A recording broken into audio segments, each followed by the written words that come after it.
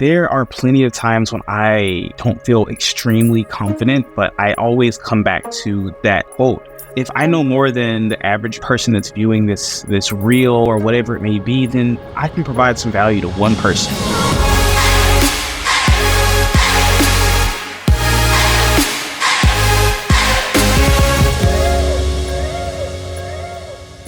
Hey guys, you're listening to Jimmy Lick, and this is the Second Society podcast where we try to figure out how to become the top 1% in the wedding industry. If you're wondering how to grow in the educational space, grab the meta algorithm by its horns for social media, and own your space in the wedding industry, then you're going to want to listen to this week's episode. I'm excited to have Brandon Johnson join us today, all the way from Atlanta, Georgia. If you don't know Brandon, make sure you follow him on Instagram at novafilm.co. He's doing things that I think we all wish we could do, and that is build our social presence online in an authentic way. Not only build it, but be consistent in it. And we dive into Brandon's secret sauce on how he's done that, grown a massive following in record time, and the why behind being consistent is always going to be better than being perfect. What I also love about Brandon is that he's going through some of the same struggles that we all go through, that I go through. And that is being a present father, present husband, and trying to grow our business all within 24 hours a day. And so if you're ready, let's dive into this week's episode. Yo, what up, Brandon? Thank you so much for joining me. How you doing, man? Thanks so much. I'm doing good, man. How are you? Doing good, dude. Doing good. Nice, bright, early morning for us. You're on the East Coast. I'm East Coast in Atlanta. Yeah. I've already had lunch. It's actually a really rainy day here in Atlanta, so it's like the perfect day to do this. Yeah. Just one of those like days where you just hunker in the editing cave. But yeah, we're doing good over here.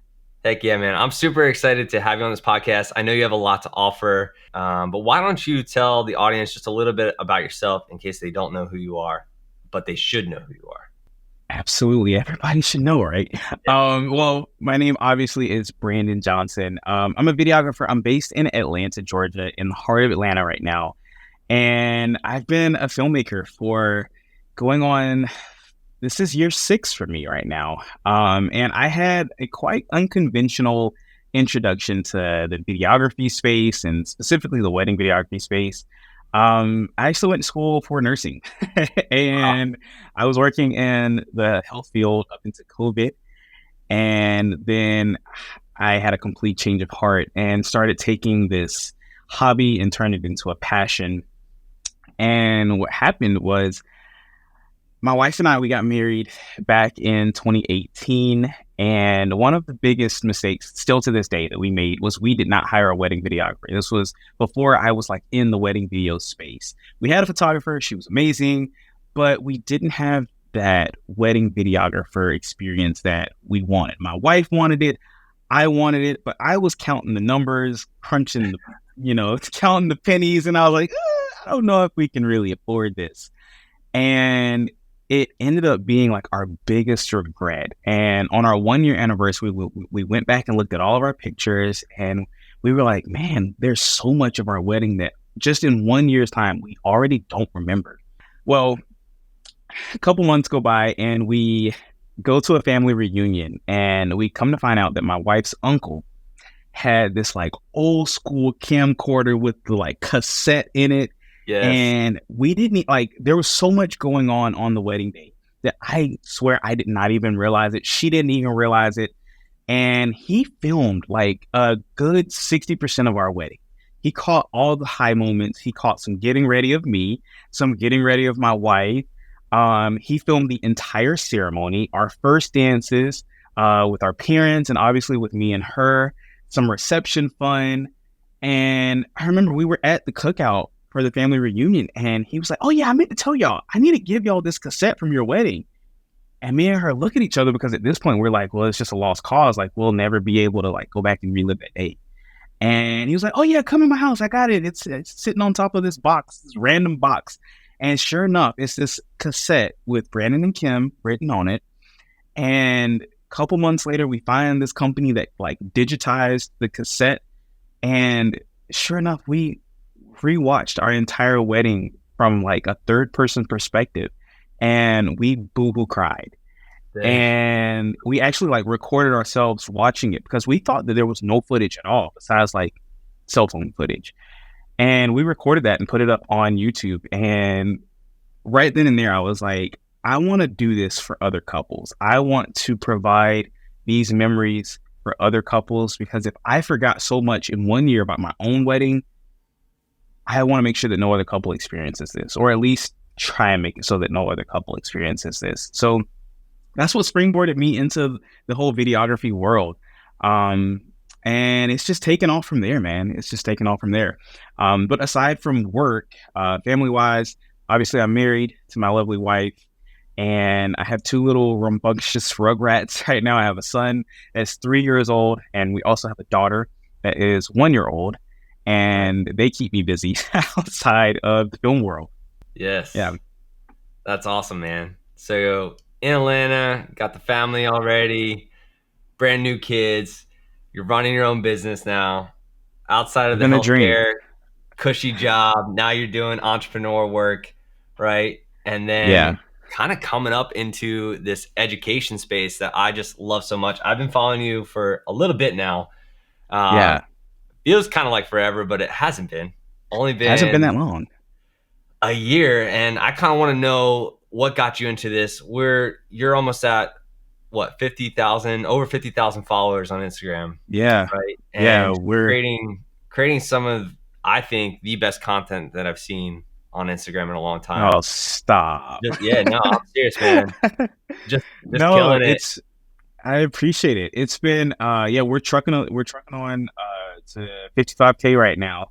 And it's been pretty crazy. So I never considered myself to be one that would be able to educate others. I still feel like and it's my wife tells me it's a little bit of imposter syndrome. Um, I still feel like there's a lot that I am still learning, and that's a true statement. I'm still learning a lot about the film world and production and wedding videography as a whole. I'm still learning a lot about it. But Yeah. one of the things that I heard on this podcast months ago was that if you know more about one topic than the average person in a room, you know enough to teach about it. Mm, And so I started thinking about that. Man, I know a lot about everything dealing with like videography. Like I know everything about these cameras and these settings and lighting. And I've done so much education on YouTube University. Like I feel like I know enough to be able to like help somebody. And I've come into this space from a standpoint of I'm not a professional in any regards, meaning that I don't consider myself to be like the best of the best. And I let my followers know that there's a lot that I still have to learn, but I do feel like I bring a lot to the table in terms of things that I wish I had known when I was first starting out. And my philosophy is that with providing education on social media, if I can help one videographer get to a solid place in their career a little bit faster than I did, or do something that's going to help them make a little bit more money or be more consistent in their career, I'm going to do it. And I think that coming from a standpoint of not putting too much pressure on myself to feel like I have to know everything has made it more fun than anything. My wife helps a lot with the education aspect of things, and she kind of stays up on top of the trends and things that are hot topics in the videography space right now. And she helps me from a collaborative approach to figure out what I need to be educating people on and what topics need to be discussed. And we just have fun with it, man. And it's yeah, blossomed into something I think people appreciate. Social media, in my subjective opinion, isn't necessarily always one of those things that has to be so uptight. People just appreciate just this quirky guy that is going to provide them with some education quick and fast. yeah. And it's worked. It's really worked. One of the things that I think that you have is just this confidence and eloquence to your speech and stuff, and you get things like the point across really directly and really fast, which is really cool. Yeah. But man, this is speaking to a million people that I think are plagued with fear to even just get started, and they want to get into Yeah. education. They probably know a lot in their field, but they're afraid they're going to mess up. They're afraid they're going to say something wrong. Afraid, people aren't going to like them for what they're speaking about. Have you ever come across like an experience like that where maybe you're not the most knowledgeable on a topic or something like that, but you kind of got past that? Do you know what I mean? Yeah. No, absolutely. So, and I think I am preaching to the choir right now. I'm preaching to a younger version of my own self. Mm, Um, Education is one of those things where you don't have to know everything to get started. And I feel like so many people, like you said, are plagued with, I don't feel like I know enough to help people. I'm still learning in my own self.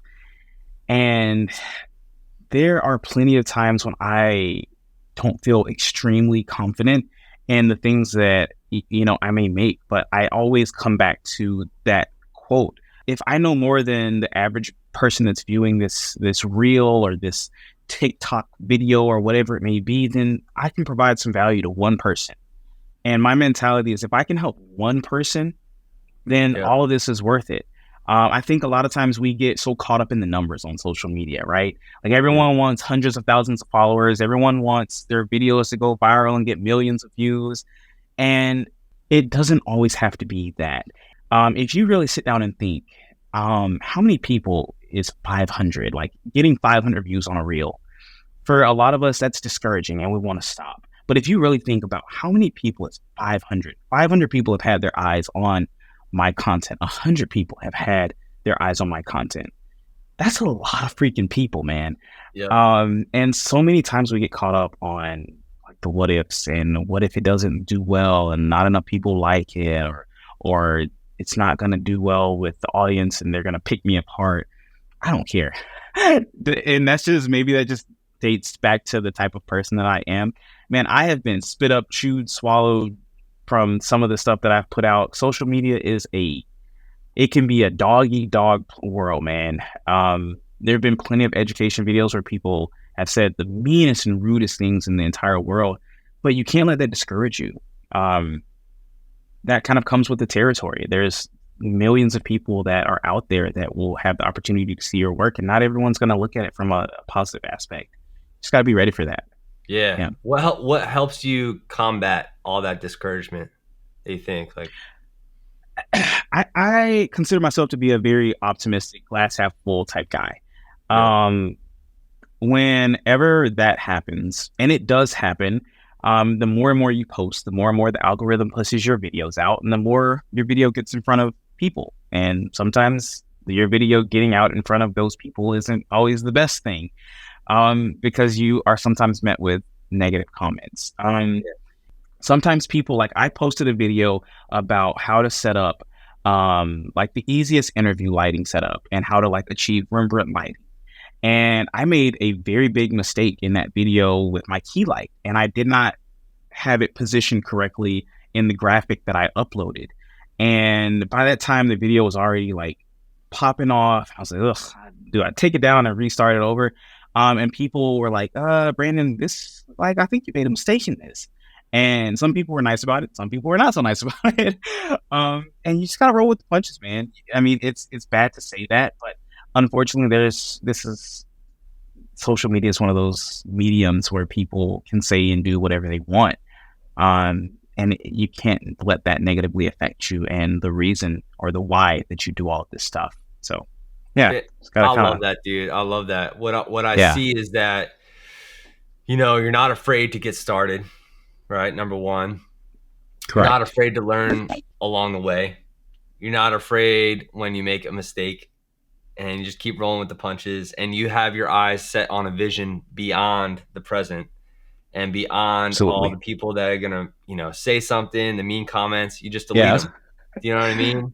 Yeah. And like, I think that speaks to a lot of people that are afraid to start with education or afraid to start with Instagram, is that they're afraid of the negativity. They're afraid of the comments. Yeah. They're afraid of, what if somebody makes fun of me or calls me out? And you just look past it. And you kept the video up? Oh yeah, it's still up. Yeah, it's still up. up. You know what I mean? And you Yeah. call yourself out and you say, okay, cool. I'm going to learn from this. Like I'm learning, but Yeah. I'm going to keep going. And It, that's what I think is going to take you to the next level, and the next level after that is because you for have that sure. mindset built in and you're not afraid of the negativity. You almost like say, bring it on. You know what I I mean? embrace it. Yeah. I know it's going to come, and I know Yeah. it comes with success, right? Like everybody that goes through success is going through a lot more failures, is going through a lot more criticism. And you've just been able to take this mindset that says, you know what, I know it's going to come, so I might as well just prepare for it and delete the comments when they do. Yeah. And I think you hit on a really good point there. Um, the first thing is not everybody's going to like your work. If that was the case, we all would have just a bajillion followers. Everyone would support everyone, and we all would be flourishing right now. Mm. That's unfortunately that's not how the world is, and for you to put your work out for in the public's eye, you have to understand that not everyone out there is going to like everything that you make. Yeah. And for lack of better terms, you have to understand that that's just a part of the medium of social media. Um, I pride myself on being a person that keeps it real, man. I show it how it is, the good, the bad, the ugly. And the thing is, a lot of people are not going to talk about the negatives. They're not going to talk about all the failures. They're not going to talk about all the things that took them that it took to get to this point of success. And I'm an open book, man. My followers know me as just an open book. I keep it real and I tell people exactly my experiences, the good, the bad, and the ugly. And the things I learned along my way. And it all goes back to if I can help one person, if one person can benefit from this mistake, or learn from this mistake that I had so they don't do it, or one person can do this to help them bring in more revenue or whatever it may be, that's why I do it. I think it all boiled back to me just being I'm a people person. I want to see everybody win. Yeah. Same way, man. It's really funny. Multiple times in my career, like I've gotten people or couples reach out to me to film their wedding, ghosted, not talked to. And then a videographer reaches out and says, hey, can you help me second shoot this wedding? And I'm like, And it's the oh, couple. that's the same date. Yeah. And I'm like, okay, yeah, I'd love to. And you can either say, ah, man, I'm not as good as that person. Or you can say, man, what can I learn from their process?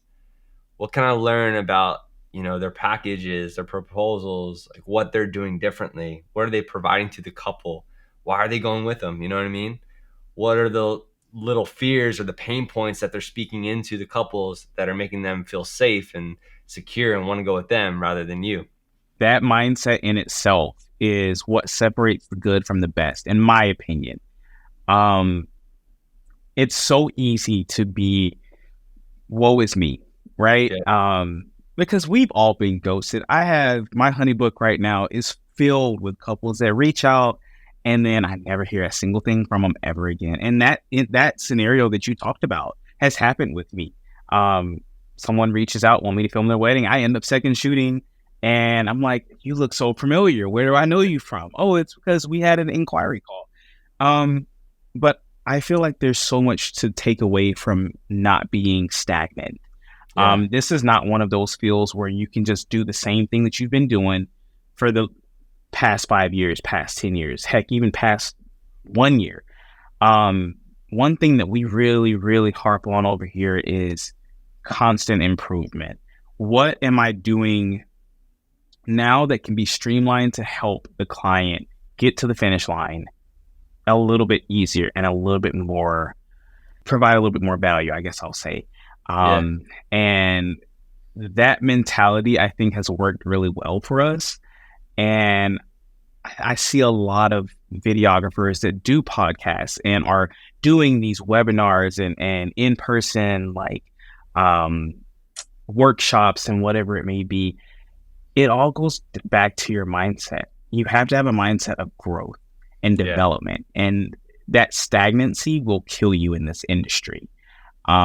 Because there's so many people coming in at a rapid pace that you have to make sure that you're setting yourself apart, and ultimately you're providing an amazing experience for your client from the jump, not only on the wedding day, but a lot of people end up neglecting, what happens before the wedding day. And clients really, couples, they really, really appreciate that aspect of the booking process too. So yeah, that's a really good point to hit on. Let's Absolutely. let's talk about being stagnant. Let's talk about analysis paralysis. Oh, Brandon, you got one video out there that says you lost $13,000. Tell me about yeah. that. Basically, there was an instance where I missed out on a huge ticket item, because ultimately I didn't set myself up for success. And I missed out on a client that came to me and they were like, "Hey, we need you to film this event and it's paying 5 figures. Can you do it?" I didn't plan properly. I couldn't take it on. I was too much in my head, just so many other factors that prevented me from being able to say yes. And that was like a pivotal moment in my career because I was like, man, I cannot beat myself up so much to the point where I'm missing out on bookings. I have to get out there and do anything that comes across my plate. Mm. And I think there's a mindset when you first come in that I only want to take on this specific type of client, or I only want to do this type of wedding, or I only want to focus on this one geographic location, or we place ourselves in these little boxes. And I placed myself in this little box. And right then and there, I was like, I have to come at this from a standpoint of I never know what door is going to open by me accepting something that I might not want to do. Mm. And that was a really, like I said, a really pivotal moment in my career and something that I really wanted to teach other videographers, photographers, creatives. Um, Analysis paralysis is real. And sometimes we are our own worst critics and we are in our heads way too much. And I feel like there's a lot of power in understanding and recognizing that and powering through that. I think it's really Yeah. important. Do you feel like you've been able to get out of that situation now? Do you feel like you put things in place or like, Yeah, I do. I think it all boils down to checks and balances. In our business structure, how we have everything set up, it's really, really important for me to make sure that I'm not stretching myself too thin and that I'm not putting too many hats on at the same time. I'm not saying that always works. yeah, And I'm not saying that we have that system ironed out perfectly because another thing, again, just airing it all out there and telling the good, the bad, and the ugly is this is a very stressful environment to work in. This is not necessarily always a cookie cutter type job. Um, and I think that there's importance in getting videographers and creatives to know that coming in. But yeah, we have checks and balances now to make sure that, um, you know, we have teams that can, help out with stuff. And I'm much better at delegating now. And yeah, much better. But that's still something that I'm constantly fighting because my thing is this business is my baby, man. I started this from the ground up without any help, besides the help of my wife, obviously. But I want to see it flourish. And I put my hand in the pot too much. And yeah, the biggest thing for growth for me, the biggest thing that I've had to learn, I guess, is get my hand out of the pot and start to learn how to delegate. yeah, And that's come with time. Having a team of people that I've vetted and do a really good job. I know I don't have to check behind and micromanage and things of that sort have really helped play into that too. But yeah, a lot better now. A lot better. super cool, man. So like, you're going super fast, right? On Instagram. What kind of fills you up, man? Like what inspires you? Where do you want to take this business? Is it more corporate, commercial, education? Do you want to build a course out? Like tell us like kind of what you're thinking in the next year, 3, 5 years from now. What's that look like? What's it sound like for Brandon to dream? Um, I don't know. Okay. And That's this okay. is me just being straight honest.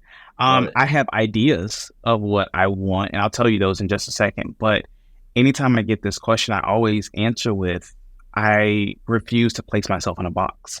Yeah. Because like I'm really big on writing things down. And if I feel like, I don't know if it's something psychological or whatever it may be, but I feel like if I write things down, they're more likely to happen.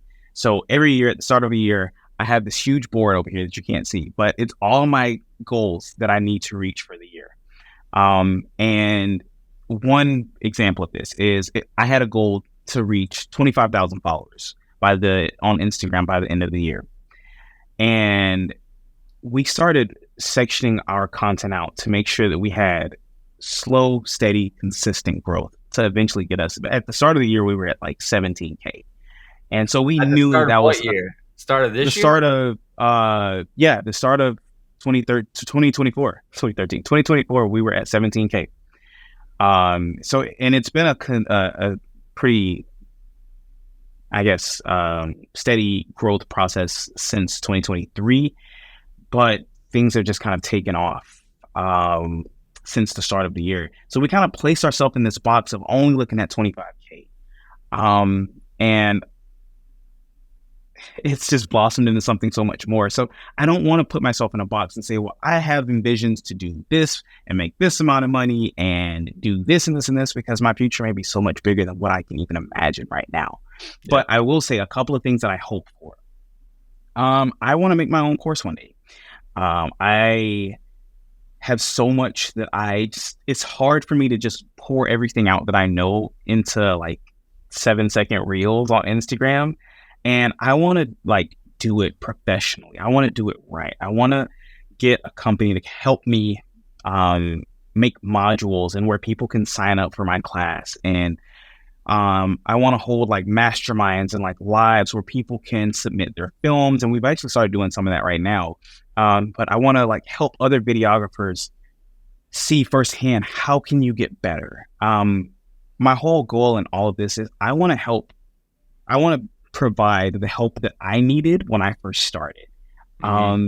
Hats off to Matt Johnson, hats off to How to Film Wedding, just so many other guys that like helped me on YouTube University, I call it. And one of like the most pivotal things that they did that really helped me was the opportunity for me to see my own work get criticized, and positive criticism as well. And I think that that's so important for videographers to, we can watch a course and a behind the scenes wedding day and all this type of stuff until we're blue in the face. But until we actually see, okay, this clip the white balance was a little bit off, or maybe I would have focused on getting a little bit of, more organic audio from maybe the groom's mother, or just those little like tidbits really helped me grow. And I feel like they're so monumental for growth in a videographer's career. So that's really what I see, like big picture. One day I want to have my own course. And I'm going to make it happen. I'm going to make it happen one way or another. Just want to help everybody win. Yeah. Love that, man.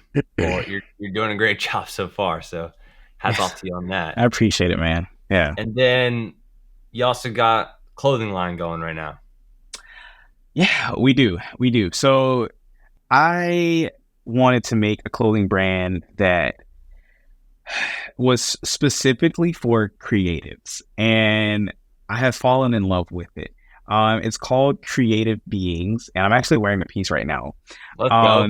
Right now, we just launched our Alpha line, and it's 55 pieces, and it's a bunch of stuff specifically aimed for creatives and Christians. So it's a mixture of two. And one of the biggest things, I do a lot of like film set production stuff too. And obviously like you have to wear like production black. So a lot of our pieces like fit within the categories of like production black. We've got sweatshirts, we've got hoodies, we've got t-shirts as well. And it's just been really, really cool. I'm running it. My wife is running it. My mom is running it. We're doing absolutely everything, right from our little studio here in my house, and it's been going really, really well. So I'm excited about that. So just another thing to, give back to the photography and videography space. And yeah, the biggest thing about that I'm really excited about is we're doing this program with it called Faithful Returns, where basically people can buy as many pieces as their heart is content. And clothing or the pieces that we've chosen are oversized and they're heavyweight. And they're pre-shrunk, which I'm really happy about. And basically, all that means is like if you ever had like a cheap T-shirt and you wash it and it like draws up, it's not pre-shrunk. Our shirts are pre-shrunk. All of our materials pre-shrunk, and we're really excited about that. But I bring all that up to say that whenever anyone buys our stuff and they get to the point where the clothing is ready to be retired, I know a lot of people typically send stuff to Goodwill, and then Goodwill will repurpose it and resell it. I actually encourage people to send me the clothes back. And we basically provide them with a shipping label, package everything up, send it back to my headquarters here in Atlanta. And we're partnered with a lot of the homeless communities and the homeless shelters here to give those individuals that really, really need clothing so they can be repurposed to help, reduce, reuse, recycle, and also just give those clothes another piece of purpose without someone else placing another price tag on it and someone else having to buy, our stuff. So yeah, it's something we're really excited about. So freaking cool, man. Enough shameless plug. I love that, dude. Where can we find these shirts and clothing? Yeah, so we have an Instagram account and a website, and the Instagram account is creativebeings.co. And the website is creativebeings.co.com. Awesome. And all of our stuff is on there. Yeah. And then how about everybody that wants to get educated by Brandon? Where do I go? So you actually can sign up for education classes right now. We're doing sort of like a pilot program right now where we're trying to introduce these kind of like one-on-one sit-down meetings where people can pick my brain about anything, whether it be editing or color grading or just logistics of a wedding day. There's a link on my website, and my website is novafilmco.com. And you can also reach out on my Instagram too at novafilmco or novafilm.co. Perfect. Don't even know my own Instagram at, but yeah, it's novafilm.co. Dude, pleasure having you on this podcast today, man. Thank you so much for talking to me, but also just inspiring a lot of people to get out of their mindset and their own fears, get out of their own head. I think you've done an excellent job at that, man. It's just been a pleasure to watch you take off, and I pray that you continue to take off, man, because the world needs you. I appreciate that more than you know, man. I need to hear that today, so I appreciate it. Thanks so much for having me. Hey guys, thank you so much for watching this week's episode. If any part of it has impacted you, make sure to leave a comment below. Also, if you haven't signed up for Second Society yet, it is the only platform where you can find high quality lead and second shooters for weddings. So make sure you sign up today, secondsociety.io. We have a discount code for you below. And until next time, we will see you.